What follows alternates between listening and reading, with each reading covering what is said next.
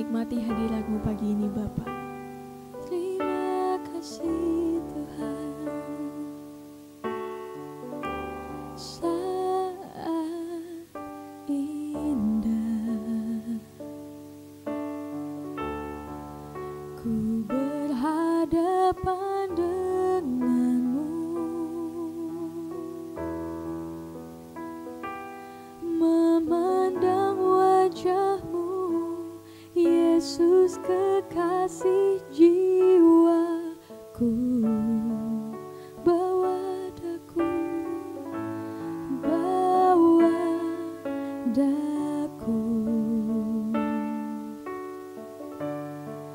erat dalam pelukanmu,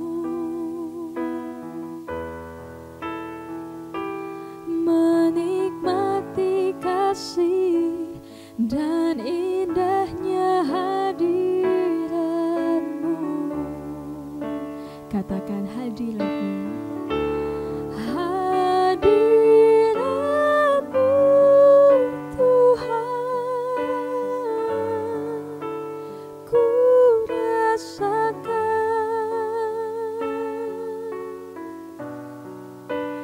kekudusan-Mu Bapa, penuhiku.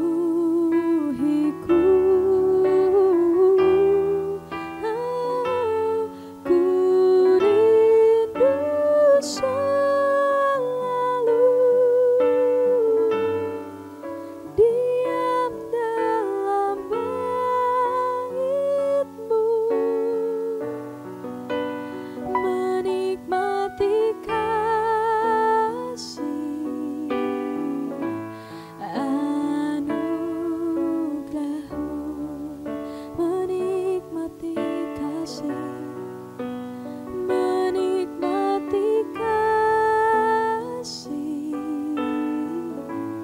anugerah-Mu, menikmati kasih-Mu, menikmati kasih anugerah-Mu.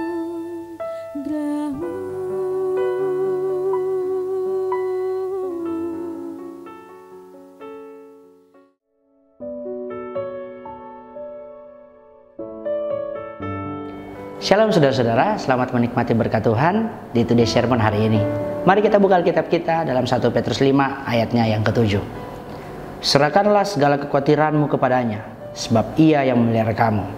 Saudara-saudara, hari-hari ini dunia sedang dilanda yang namanya ketakutan. Ketakutan akibat kekhawatiran mungkin yang berlebihan. Kekhawatiran dari apa yang kita dengar, dari apa yang kita lihat, dari apa yang kita rasa, dan mungkin kekhawatiran dari pekerjaan kita, khawatir tentang usaha kita, bisnis yang kita sudah bangun, mungkin khawatir tentang masa depan kita. Apalagi saat ini kita ada di masa pandemi, di mana kita mengalami masa pandemi, yang mungkin kita tidak tahu masa pandemi ini akan berakhir kapan, saudara-saudara. Maka dari itu penting bagi saya dan saudara untuk bergantung sepenuhnya kepada Tuhan dan membiarkan Tuhan yang menguasai hidup saya dan saudara.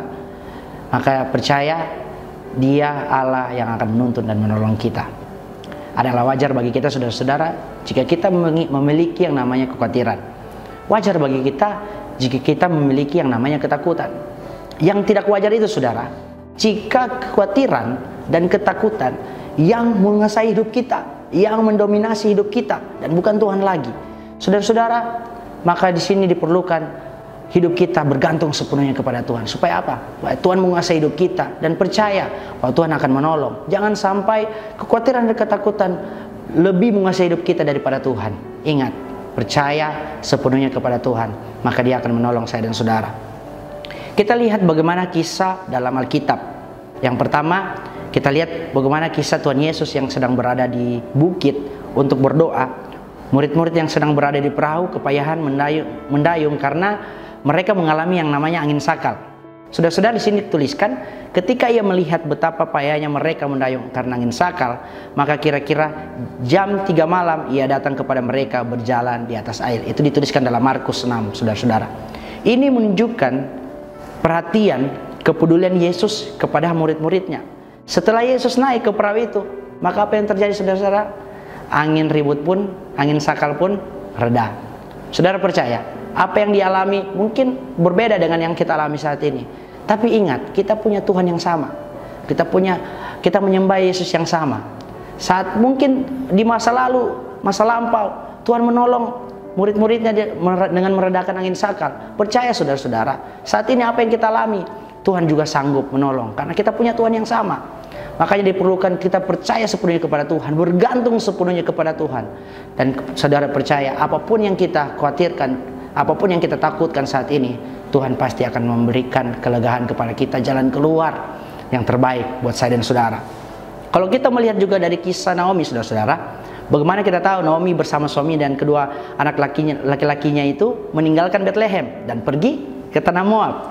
Kenapa mereka meninggalkan Bethlehem, saudara-saudara? Karena mereka khawatir, karena mereka cemas.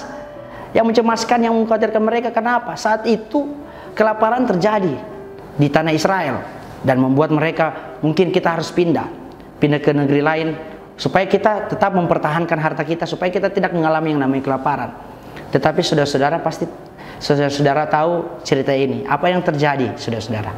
Suaminya mati dan kedua anak laki-laki Naomi ini juga mati.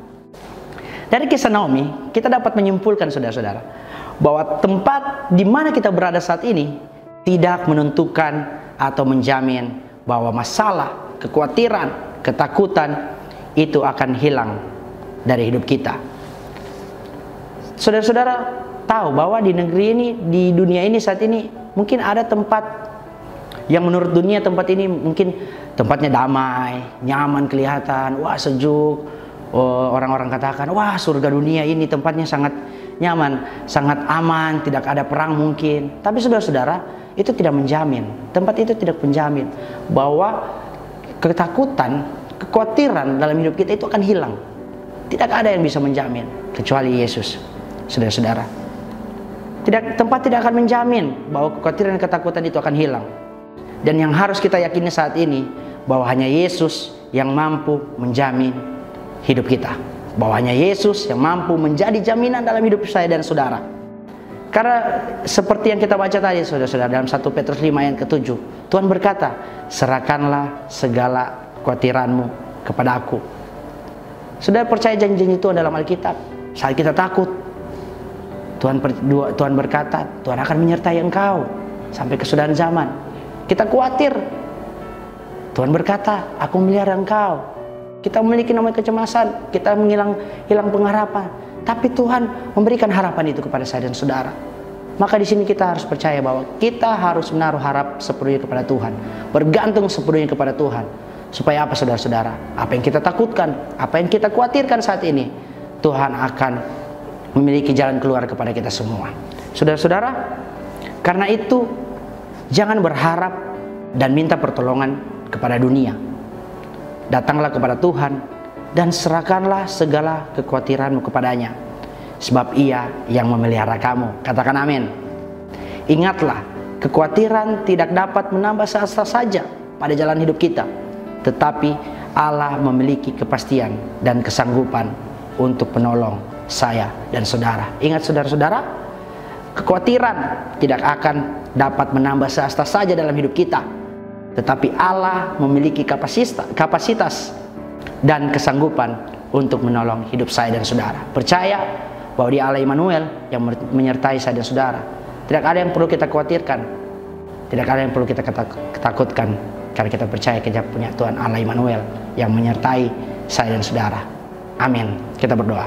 Bapa, kami bersyukur buat hari ini. Terima kasih buat kebenaran firman-Mu. Hamba-Mu terbatas, banyak kekurangan, tapi percaya biarlah firman-Mu menjadi berkat bagi yang mendengarkan.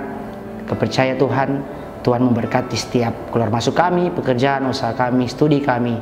Kami serahkan sepenuhnya sepanjang hari ini ke dalam tangan Tuhan. Kami minta Tuhan selalu menuntun kami, menolong kami, membimbing kami, memimpin kami dalam perjalanan hidup kami sepanjang hari ini. Dan kepercaya kami hanya berserah penuh kepada Tuhan. Dalam nama Tuhan Yesus, haleluya, amin.